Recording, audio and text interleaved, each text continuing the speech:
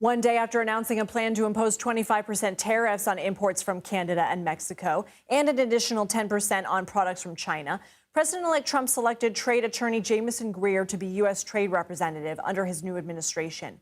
Greer will work to impose the trade plan Trump announced Monday. CBS News spoke with the owner of Columbus Hardware in New York about the potential impact of the policy on small businesses. Our prices would go up. We would be paying more for every object that came from China, Mexico, Canada.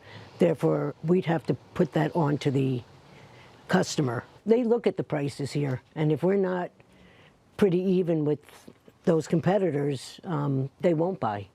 Catherine Cobden joins us now. She's the president and CEO of the Canadian Steel Producers Association. Thank you so much for spending time with us this evening. The trade relationship between the U.S. and Canada is two-sided. Roughly how much steel is imported and exported between the two countries?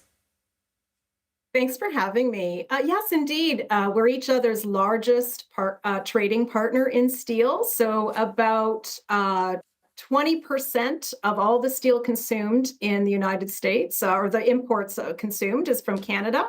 And about 40% of the imports consumed in Canada are from the United States. So we're really each other's largest trading partner. Catherine, what sectors would be most impacted by tariffs like this, and how soon would the consumer feel the impact?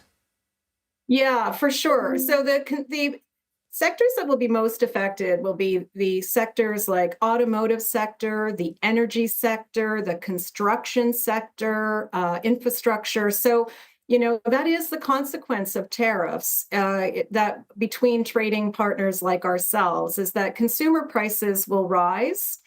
I think the tariffs are a legitimate tool, and it will be really important to talk about how we put tariffs on bad actors like China. The U.S., Canada, and Mexico have a 2020 trade agreement that's up for review in 2026. Would new tariffs imposed by the U.S. violate any aspects of that?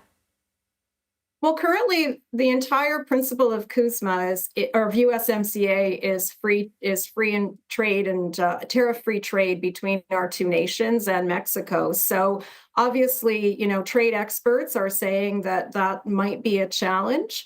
But again, I go back to tariffs are a legitimate tool on bad actors. Canada and the U.S. have the exact same tariffs on China, and that's really where I hope we can concentrate our discussions moving forward. Yeah, let's talk about those discussions. Are you hoping you or other stakeholders can come to the table with Trump and renegotiate? What are the next steps here?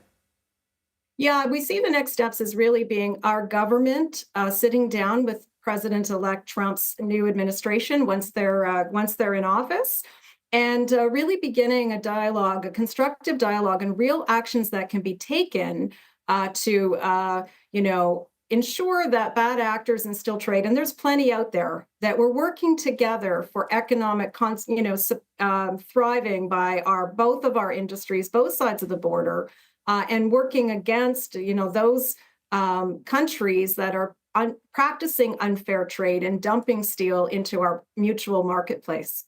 Catherine Cobden, thank you so much for joining us. Great. Thanks for having me.